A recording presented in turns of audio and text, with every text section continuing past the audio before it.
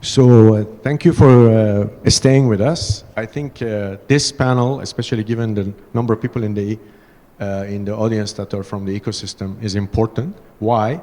None of the things that you see happening can happen without the ecosystem. And I call it the ecosystem because it's an ecosystem. In other words, you need to grow it. So what I'm going to do, I'm just quickly introduce the panelists, and then I'm going to move on. I'm going to start with Jenny, and I have to apologize if I'm not pronouncing the last name, Ahlzen, yes. She's a director at Silicon Badia, and also basically her recent work has been on Accelerator Tech Fund. She has 10 years of experience in banking and investment, Cairo Amman Bank, Awraq Investments, Icelandic Investment Bank, I can't pronounce the last word, Kapting, I think. And then she has a master's degree from ICMA Center on International Securities and Investment Banking, and also a BA from York University. Saad is vice chairman from Ahli Bank, 16 years of experience in banking, very passionate and have been active in overcoming the SME credit gap. Of course, his record speaks for itself. Most recently, he's been involved with a lot of NGOs, and especially focusing on social entrepreneurship, etc. Jordan Strategy Forum, Queen Rania Foundation, now just to name a few. He is a graduate of Stanford with an MBA and Northwestern with a BA. Our own Samer Dada is a graduate of INSEAD. He is a executive director with Inventis, a boutique investment advisory service. I hate to admit it, but I have worked with him, and I can really attest to the fact that I have seen very few people as fast as Samer to put together a growth plan for a scaling up. I think he beats the record. I think he did one in one day. So it's chapeau to you, as we say in Lebanon, right? And also, I think he's under his belt a large volume of investment transactions that he's put together, and successfully. And I think that's very, very important. Going back to my own colleague from the business school, Lina Tannir is an instructor in finance, the only CFA certified instructor in finance we have in the whole school. And she is not only an instructor, she puts her money where her mouth is. She runs a business on the side, not so much on the side, I know from her because I talked to her. It's a cosmetics, natural cosmetics business. And a lot of things that she worries about, she actually teaches. And that's what's valuable about her background. In addition, she's also very active on the NGO scene. She is the CFO and also actually more than a CFO on our local festival called the Beit Din Festival, which invites a lot of people and artists and has more or less these fantastic festivals. So what I want to do, each panel member to basically articulate a little bit for us what kind of services you're offering currently.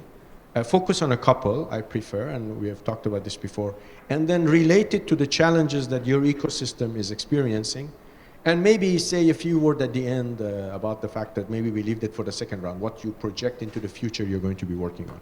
So what I like from this is that both for them and for the audience is you hear a little bit about what, other than this program that you heard about, other people in the ecosystem are also doing this. Why don't we start with Saad, and then we move to Jenny. I'm going to give you, Is it working? Yeah. Thank you, Bijan, for the introduction, and thank you, Dr. Henry, as well, for inviting me to be here today. It's a privilege to learn about the GRP and what you guys are doing. It's very impressive. Ahli Bank, we were the first bank, I believe, to establish officially an SME group within the bank to institutionalize access to credit for SMEs. We did this I did this when I was an executive in 2006. As a result, today, 17% of our lending portfolio is to SMEs, compared to 9% which is the average in the banking industry.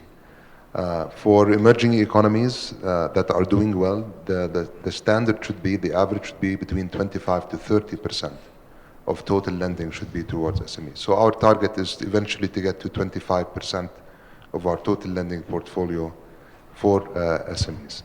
So how did we do that? Of course, we're continuously improving. We don't have a perfect value proposition. I don't think any bank in the world does when it comes to SMEs. And we are scaling up. We're scaling up ourselves, our value proposition to SMEs. By summer of next year, we'll talk about what we're planning in terms of really growing our impact on SMEs. How are we doing that? First of all, we've created business centers. Small, medium enterprise business centers. We have 10 of them around the country.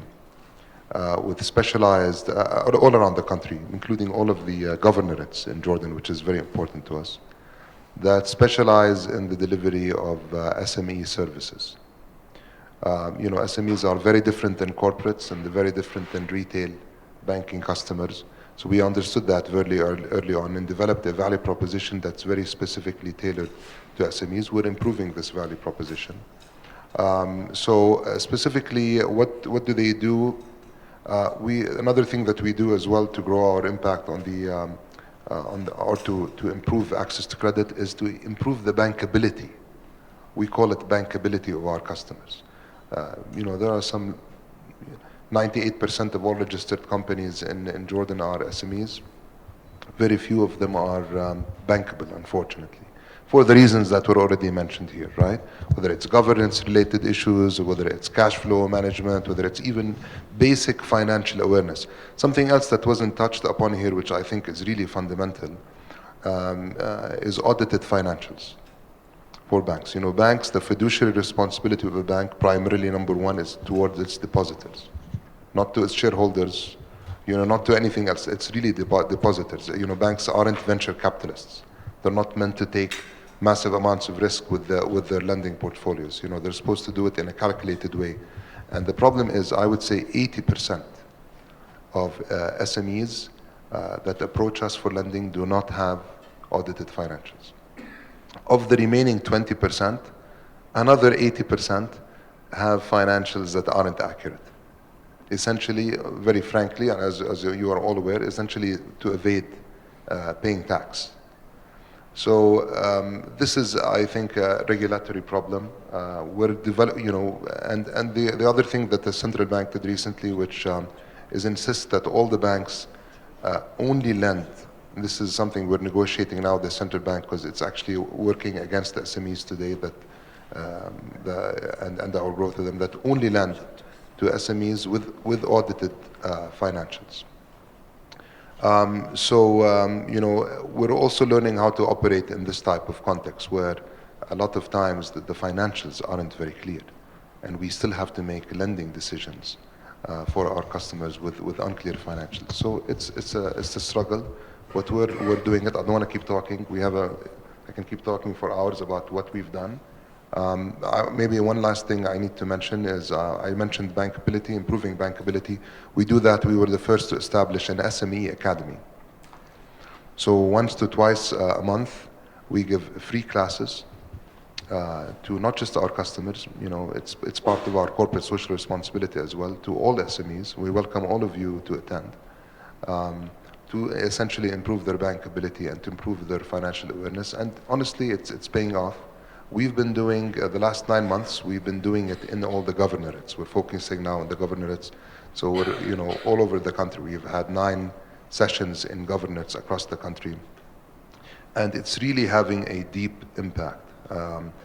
You do not underestimate the importance of financial awareness on closing the SME credit gap. Thank you very much, Saad.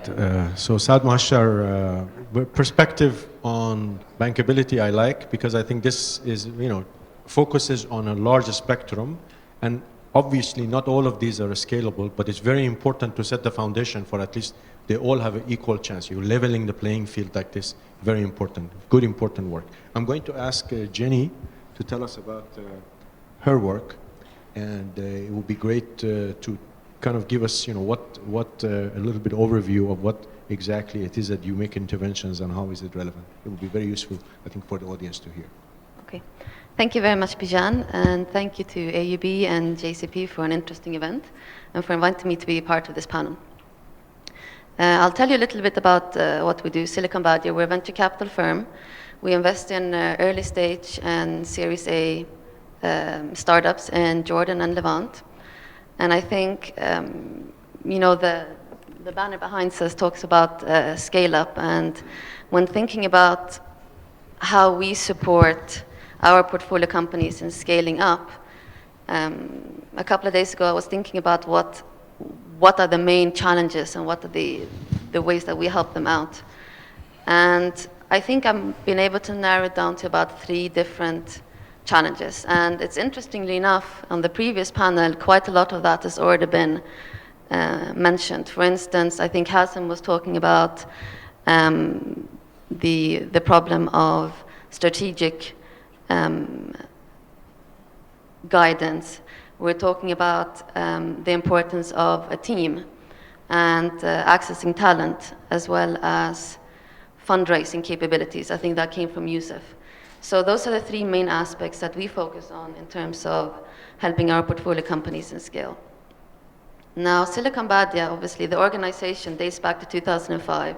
So we have nearly a decade worth of experience in investing in companies and helping them go from being startups to scale-ups and then go beyond that. So in terms of the strategic aspect of things, a lot of our portfolio companies have problems in going from local to global.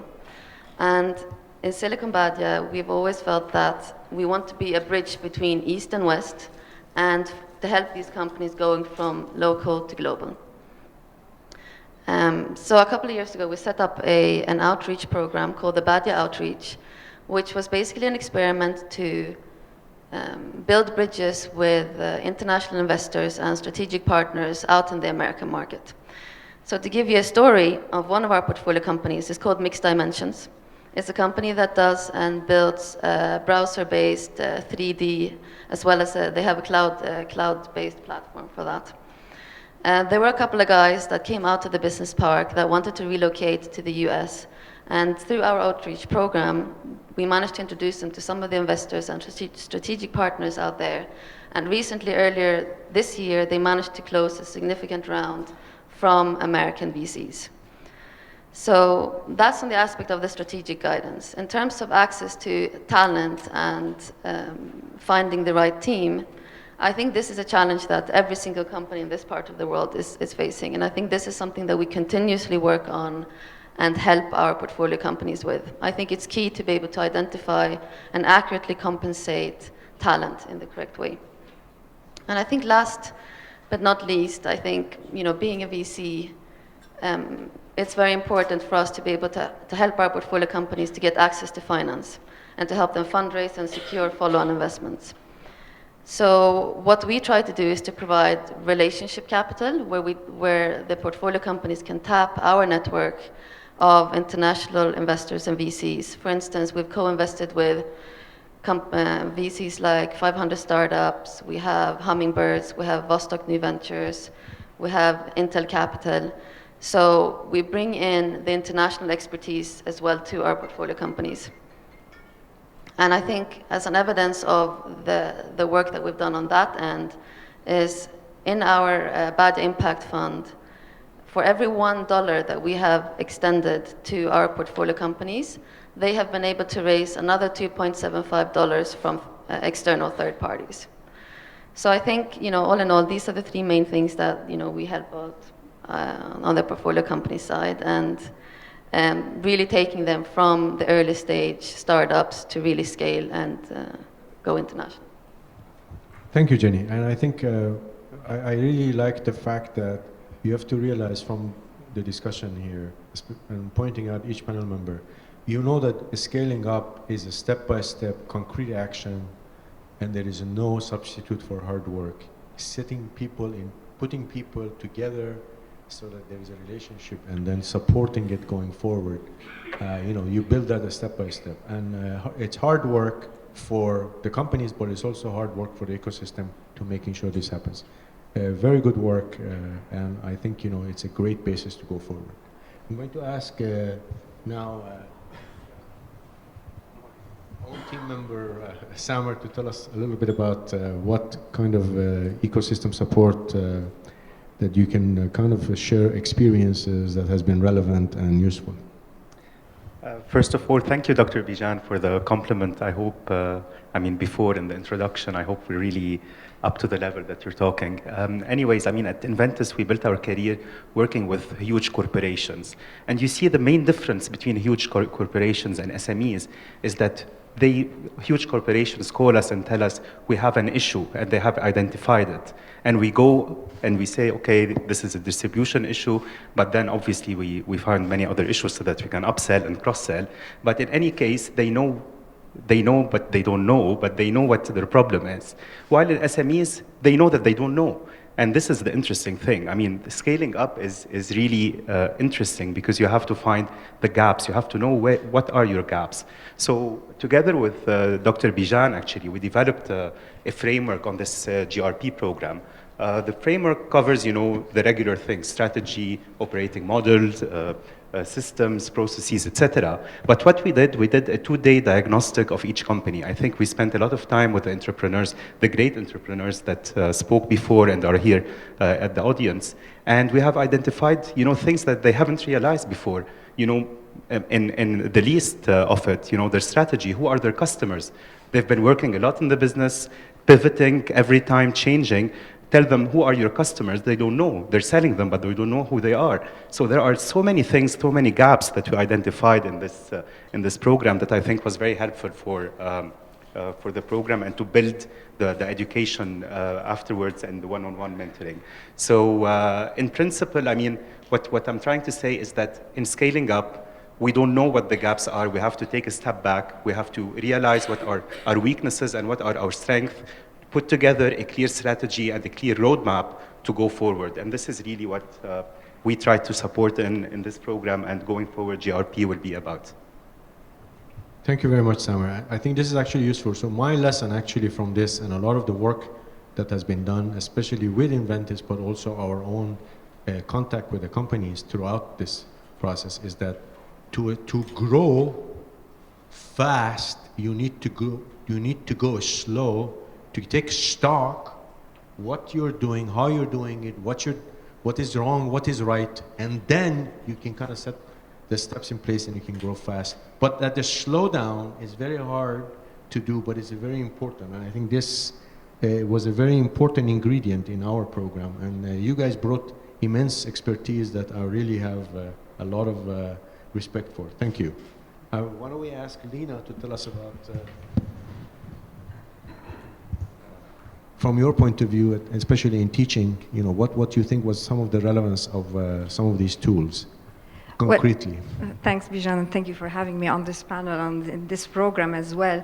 Well, actually, being an entrepreneur myself and having a background in finance, you sometimes underestimate the importance of cash, and this is what we actually focused on in this program, the importance of cash and not burning out your cash while trying to grow. Because typically as entrepreneurs, the first, you would like to jump on every opportunity to grow. You would like to hire everybody and all the positions, have them ready at the beginning because you want to you're enthusiastic and you want to grow and you want to have a great business.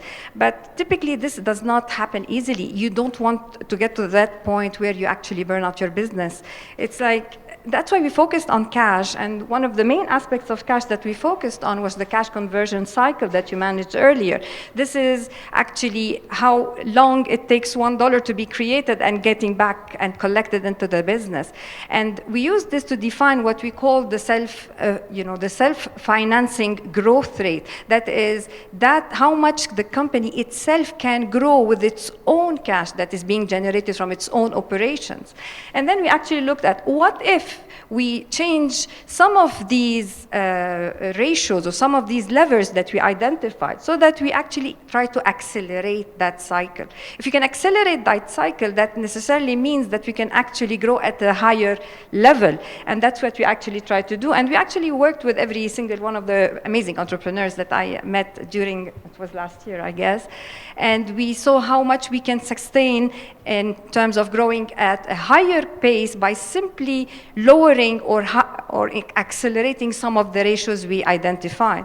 And then we actually also looked at how we can understand the main forces of cash flow. That is, what is your salary should be as an entrepreneur, because at the end of the day, you have to be able to get that oxygen that will enable you to sustain working with the company and moving that company forward. As well, we talked about a certain level of minimum acceptable profitability level. What is that minimum profitability level? And we worked backwards, identifying what we call a salary cap. So basically, how much I can employ or hire people depends on how much profitability I have. So we work backwards. If this is the level of profitability that I should have, then this is the amount of salary that I can afford. And therefore, I start establishing labor efficiency ratios, because essentially efficiency of labor is what drives profitability and drives the business forward. And by doing this, we were able to grow the profits more,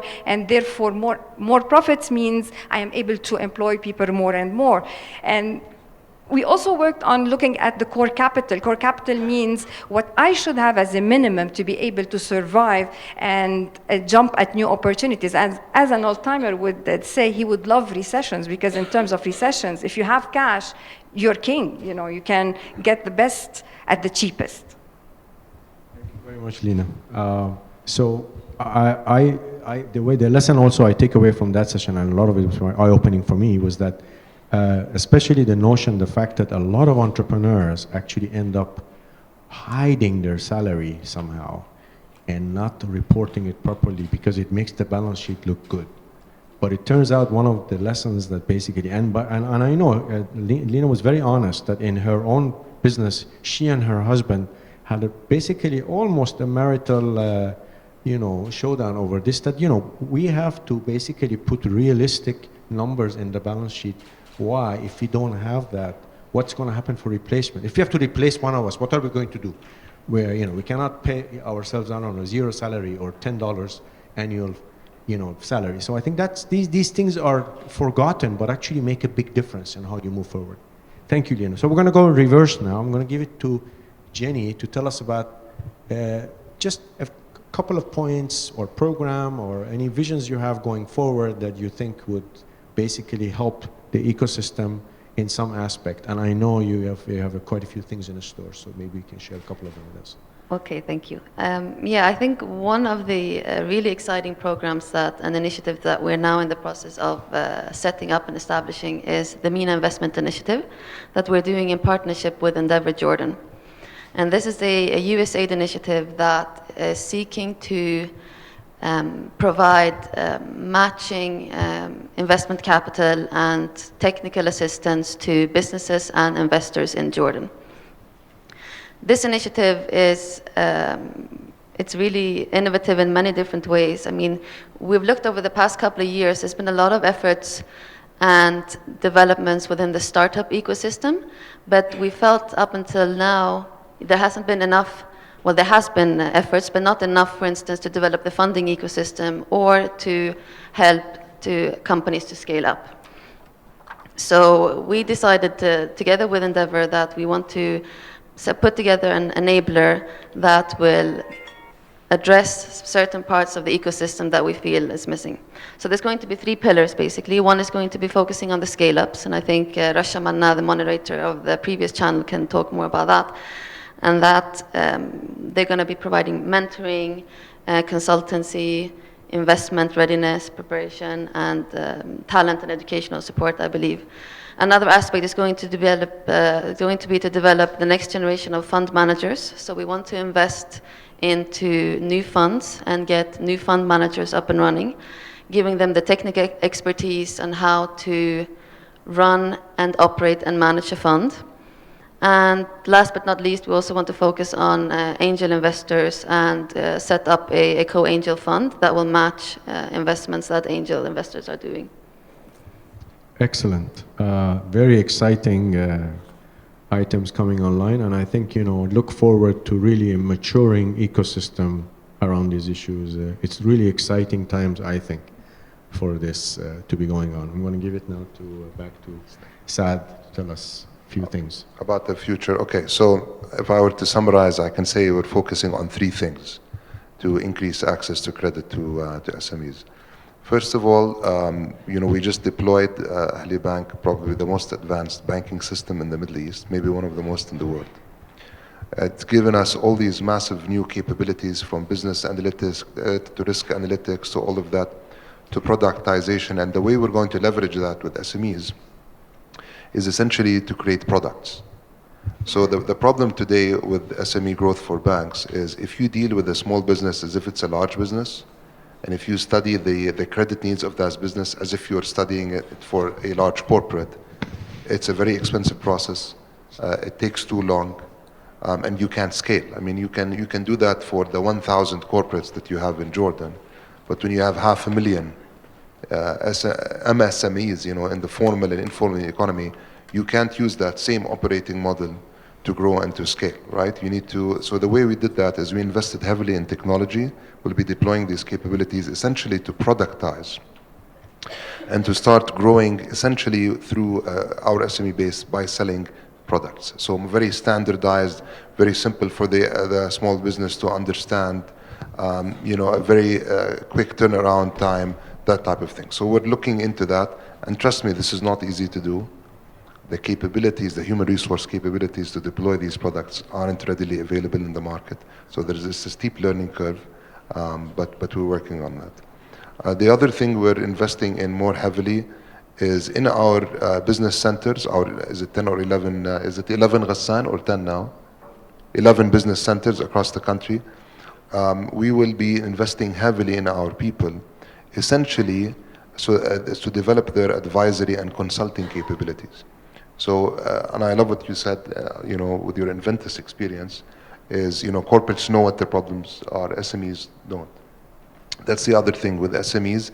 They require a lot more hand-holding than corporates do, even by the banks. They don't understand, how to prepare their financials, or if their financials, they don't understand where the problems are.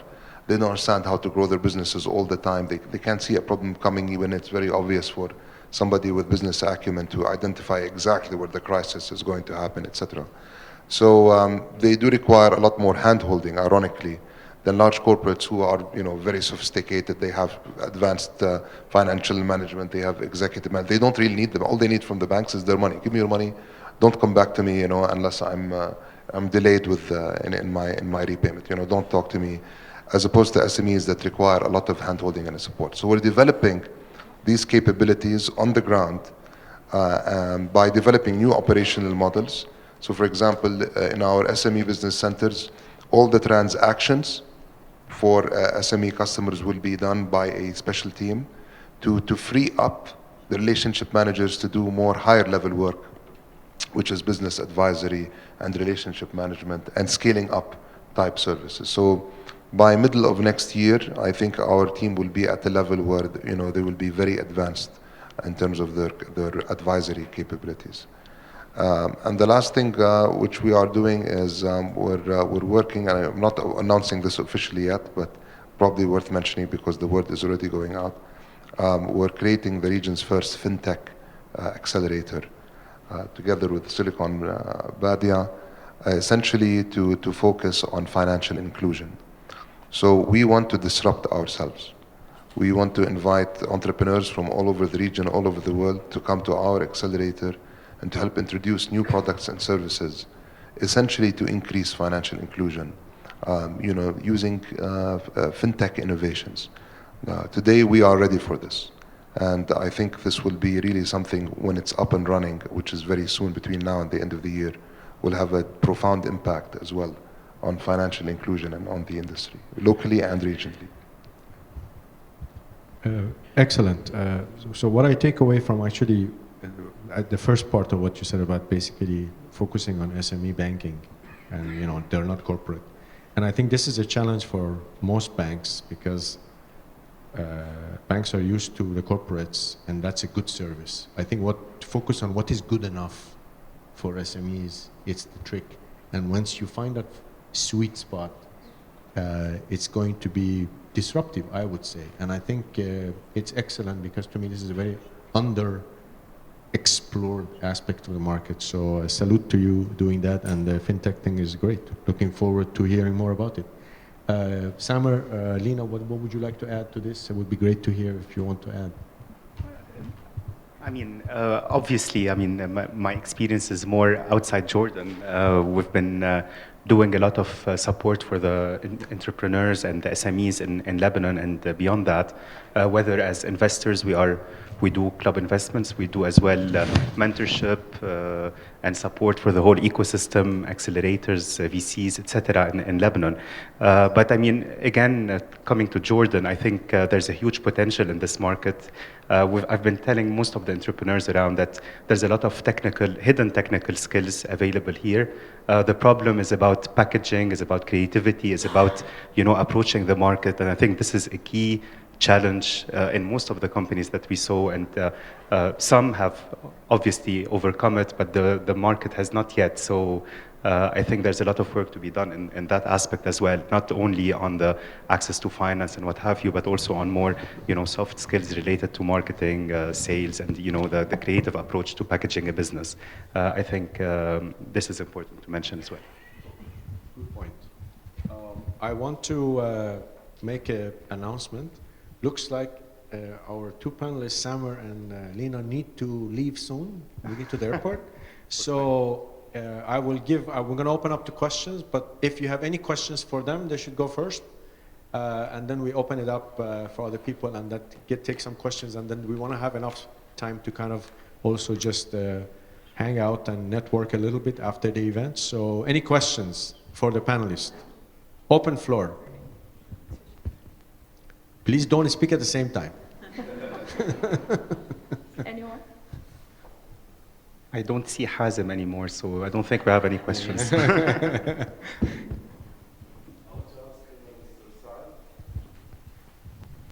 you guys can go if you want. You want to go? It's okay? It's up to you. Okay. His name is Saad, sorry. Mr. Samer, are you supporting or are you funding SMEs in Lebanon by any chance? Yeah, I mean, we do privately and institutionally. I mean, we're not a VC like Silicon Badia. We do club deals. So yes, we've been involved a lot in funding as well as in supporting and raising financing. I mean, myself and my partners sit on many investment committees of local VCs and banks, and we do have a huge visibility on the local market in Lebanon, which is very, very different, particularly after the 331 circular that was launched 2 years ago by the governor of the central bank in Lebanon. So the ecosystem has changed, evolved, became much more interesting. A lot of entrepreneurs are, creating their own jobs today. I mean, as you know, every person would need to create their job later. So I think this is why entrepreneurship is very hot and interesting today. So yes, I mean, in Lebanon, we are very active in that space. Ahmed. Yes, I have a question for Mr. Saad. You mentioned something about implementing a new financial system that your bank has adopted, I guess, lately. And I know that you guys have been working on this as part of your modifications and enhancements. Can you tell us a little bit more, because you touched on it, but probably I didn't get, how will this help the SMEs? Yes. So many ways. One way is the types of analytics that we can produce now from our systems, which honestly we weren't able to produce before. We had these very old legacy systems, and producing a report took forever. You had to talk to all these different systems, and a lot of data wasn't captured, especially operational data.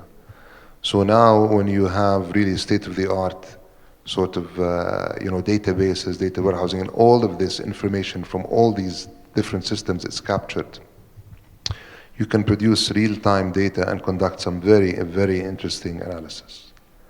So even, not just financial analysis, right? Because we're not just talking about financials here, we're talking about transactional data, we're talking operational, like big data type analysis. So this is, for Jordan, this is very new. And, it will take time because we need the capabilities even of our team now to analyze this type of information, but we're investing in that right now.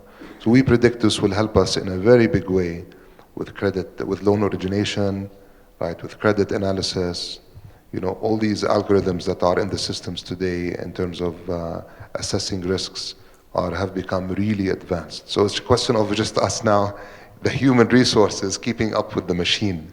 The most important thing for us is that the loan will not take so long to get. So yes, so for example, the loan origination, we have now invested in a system, loan registers for retail banking, and I can say this will be fully ready in 2 months now that it's live.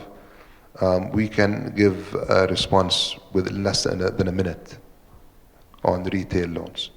Why? Because it's a straight-through process. There's credit scoring engines, right? There's scorecards. This type of stuff takes years to develop. So we have it. It's just a question of deploying it. The other thing is, there's so many ways. I don't want to talk too long. One of them is product configuration capabilities. So bundling, for example. Bundling a product for SMEs was not previously something that we could do, or very few banks were able to do. So now we are able not just to sell one product, but to sell 5 products at the same time for one price, right, to a customer. So in terms of, instead of just looking at everything individually and all of your needs, we can look at all of the needs and provide you with one product and sell it to you in one. So this is, again, we have the capability. Now it's a question of actually just deploying it. And I can keep going. There's a very long list, but I don't want to hoard this discussion. So, additional comments, questions? Yes. Hello. I have 2 questions, one for Mr. Saad Mouasher and the other for Ms. Jenny. So the first one, Saad, how do you feel introducing like a niche financial product like the clean tech product that the Ahli Bank just issued has or hasn't helped with the advisory capabilities of your team, of your staff? And does that pave the way for introducing fintech and other new kinds of products? And the question for Ms. Jenny is regarding funds and fund managers. How much do you see the need for sector-specific funds and fund managers in Jordan versus general funds? Thank you. So sorry, the first question is about the clean tech product that we launched. Okay, so it's too early. Sheikh Ghassan Mouasher is a product manager for SMEs. So I know you worked very closely with him.